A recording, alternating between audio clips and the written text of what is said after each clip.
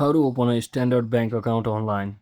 So hello guys, welcome back to my YouTube channel. If you also want to open a Standard bank account online, just type in Standard Bank login on any of your browser search bar and just tap on the first link over here, which is the official website of Standard Bank online banking website. And once you tap on that, just wait for a few seconds until you are redirected to this screen. You can basically tap on this register if you don't have an online profile yet, and if you already have an account, you can just tap and sign in. And for some reason the system is currently not working, so let me just quickly show you.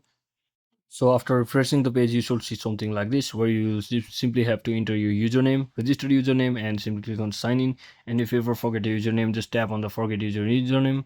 You can even register for your account from over here, which will take you to this page where you can basically enter all of your login credentials, such as your preferred username, email address, your username, and as well as your password. Just make sure to follow all of the requirements for the password as well while creating it. And once you do all of that, just click on sign in or click on next. Then it will be successfully logged into your account. So thanks for watching guys. Don't forget to like and subscribe. See you on the next one.